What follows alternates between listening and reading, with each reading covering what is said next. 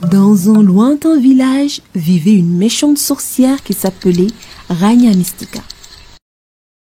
Rania était de nature aigrie, jalouse et ne voulait le bonheur de personne. C'est la raison pour laquelle elle s'était isolée dans sa cabane lugubre. Rania avait un rêve. Elle voulait devenir belle au moins une fois dans sa vie. Car il faut noter que Rania était très moche. Une laideur indescriptible. Elle passait ses journées à chercher la fameuse recette qui pouvait la rendre belle, mais ne trouvait jamais rien. Elle ne désespérait pas non plus. Elle cherchait encore et encore jusqu'au jour où elle tomba sur cette fameuse recette. Une recette vraiment maléfique. Il fallait voler la beauté d'un être pur. Elle ne chercha pas longtemps et pensa aux enfants qu'elle croisait souvent lors de ses promenades bizarres. Pour appâter les enfants, il lui fallait une ruse. Elle prépara des friandises qu'elle ensorcela et alla gaiement voir les petits. Ils s'appelaient Aïcha, Mariam, Moussa et Aïda.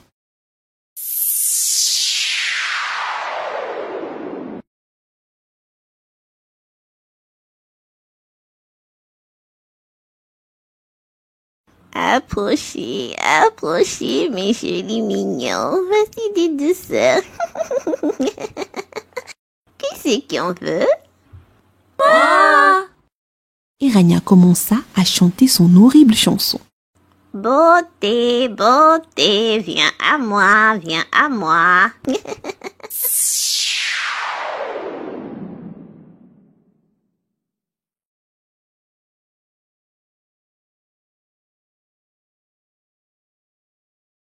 Beauté, beauté, viens à moi, viens à moi.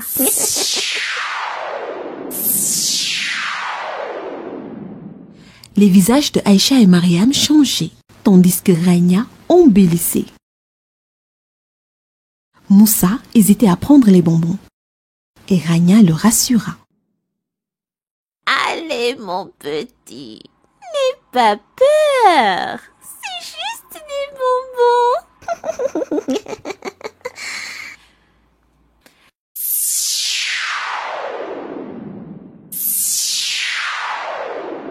Rania chantait toujours son horrible chanson. Aïda avait compris le jeu de Rania et vite elle entonna à l'envers la chanson de Rania. Beauté, beauté, quitte Rania, quitte Rania. Beauté, beauté, quitte Rania, quitte Rania. Rania Mystica, qui venait d'être démasquée, prit ses jambes à son cou et s'en alla aussi vite qu'elle était apparue, en retrouvant sa laideur légendaire. Il était une fois Raki et Demba, deux enfants qui semaient la terreur dans leur école. Ils étaient vraiment terribles. Raki se moquait de tout le monde, pensant être la meilleure et la plus belle. Demba, quant à lui, aimait prendre le goûter de ses camarades.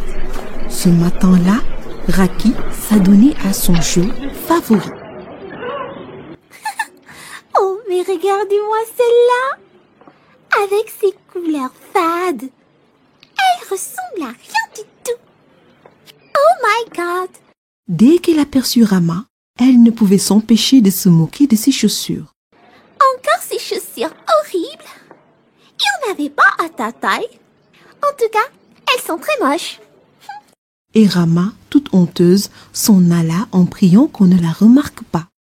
À l'heure de la récréation, Demba alla trouver Amadi pour lui prendre son goûter.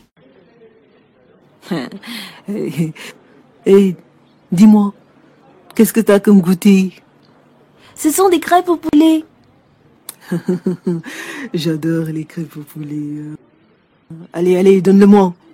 Sinon, tu vois ça?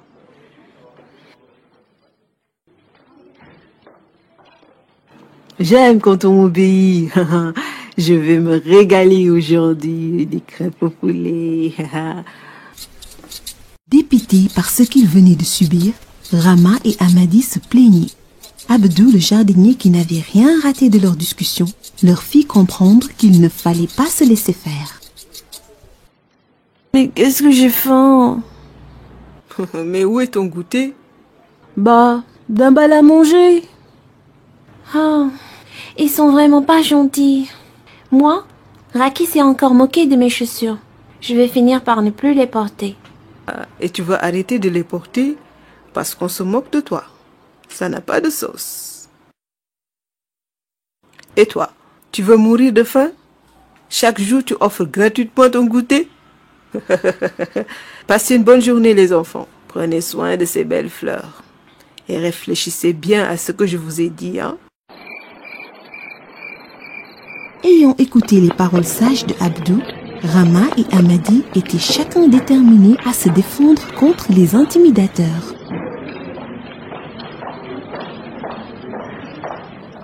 Encore ces vilaines chaussures! Hors de ma vue! Écoute, Raki, tant pis pour toi, mais moi, je les aime bien et je vais les porter tous les jours, que ça te plaise ou non. Ah, et je vais te dire une chose, tu n'es pas du tout la mieux habillée ici, et tes couleurs font vraiment mal aux yeux. Aujourd'hui, j'ai une faim de loup. Peu importe ce que tu as amené, moi je vais le manger, hein. Allez, donne ton goûter. Non, T'as dit quoi là? je dis non, je ne te laisse pas mon goûter aujourd'hui. Mange le tien. Et tu sais quoi? Moi aussi j'ai des muscles, hein. Bon ben, bon appétit. Il était une fois Bouba, un petit garçon qui ne savait pas garder ses amis. Il faisait toujours des bêtises qui les faisaient fuir et rompre leur amitié. Néanmoins, il ne supportait pas la solitude. Un petit garçon du nom de Jojo venait juste d'emménager dans la maison d'en face. Bouba se dit qu'il en ferait son seul et unique ami, mais ne savait pas comment s'y prendre.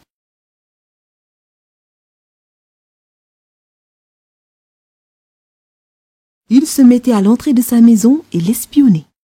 Un jour, il franchit le pas et lui proposa d'aller jouer avec lui.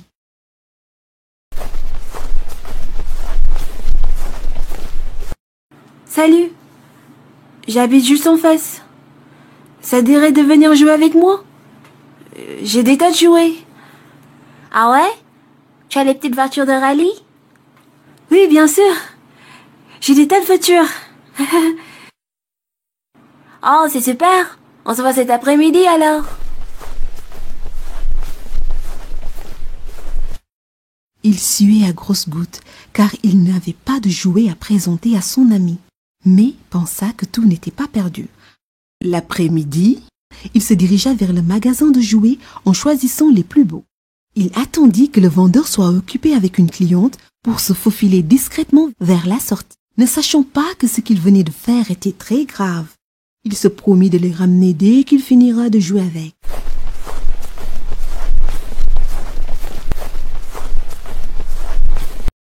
Le vendeur, qui venait de remarquer la disparition des jouets, entra dans une grosse colère et promit de l'attraper. Pendant ce temps, Bouba montrait fièrement les jouets à son nouvel ami. Regarde toutes ces voitures. On peut faire la course si tu veux. Ah, c'est trop beau! Où est-ce qu'on te les a achetés? Avant qu'il ne pût ouvrir la bouche, le vendeur se pointa avec une mine renfrognée. Bouba voulait s'expliquer, mais le vendeur ne lui en laissa pas l'occasion. Oh, mais monsieur, j'allais vous les Donne-moi ça. rendre. Tu as de la chance, hein? Je suis pressé. Il arracha précipitamment les jouets de ses mains, le laissant tout honteux. Jojo était très déçu. Tu sais, je veux bien rester ton ami. Mais tu dois me promettre que tu seras honnête à l'avenir. Et puis, même si on n'a pas de voiture, on pourra toujours inventer un nouveau jeu, n'est-ce pas?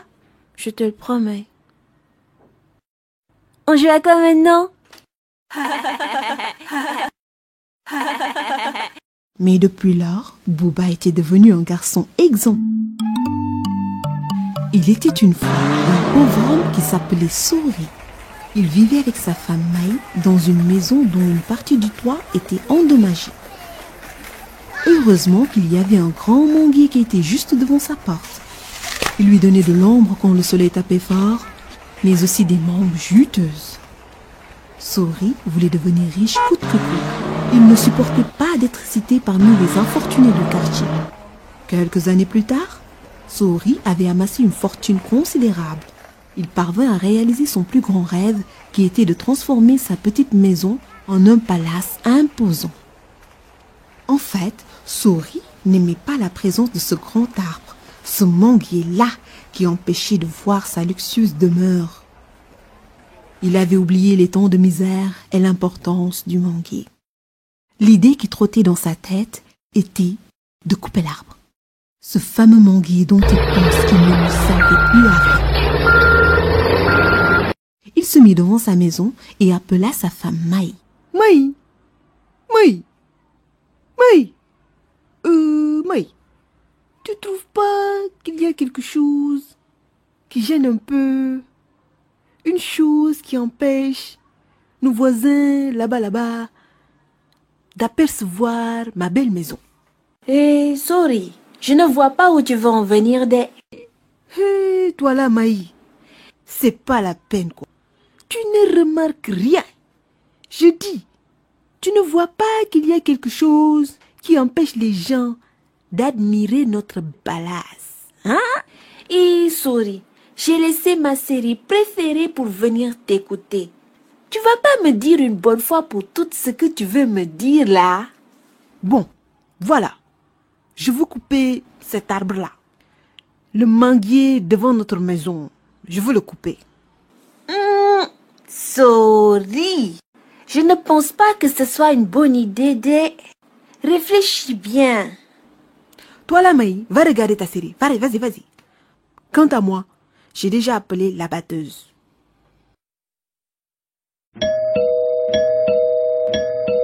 Hey! Hey! C'est qui sonne comme ça? Tu veux gâter ma sonnerie ou quoi?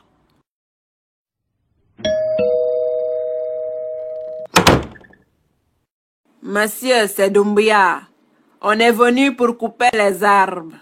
C'est celui-là seulement ou tu veux qu'on rase tous les autres? Hey! C'est vrai que je n'y avais pas pensé. Si vous rasez tous les arbres, ma maison sera visible. De partout même. Bonjour, monsieur. Je m'appelle Rose Nour. Je représente le comité des jeunes pour le respect de l'environnement. Le quoi? En fait, nous veillons au respect de l'environnement dans ce quartier. Et nous avons aperçu cette abatteuse qui a fait beaucoup de bruit en arrivant. Nous voulons savoir quel est l'objet de sa présence ici. Madame, je n'ai pas de compte à vous rendre avec votre comité là. Mais, pour satisfaire votre curiosité, je vais couper les arbres qui me gênent. Tous les arbres qui me gênent. Tous les arbres qui me gênent. Voilà. Mais c'est inconscient de votre part. Il n'en est pas question. Ces arbres-là, vous les avez trouvés ici et vous allez les laisser ici. Comment ça? C'est ce qu'on va voir. Monsieur, on vous laissera pas faire. Monsieur, on vous laissera pas faire. Je n'aime pas ça. Hey, ça craint. On remballe les gars, on remballe, vite. Monsieur, on vous laissera pas faire. Monsieur, on vous laissera pas faire. Je n'aime pas On vous laissera ça. pas faire. Monsieur, on vous laissera pas faire. Monsieur, on vous laissera pas faire. Je n'aime pas ça. Attendez que ça va faire. Souris avait enfin compris qu'être riche ne lui donnait pas le droit d'abuser de la nature.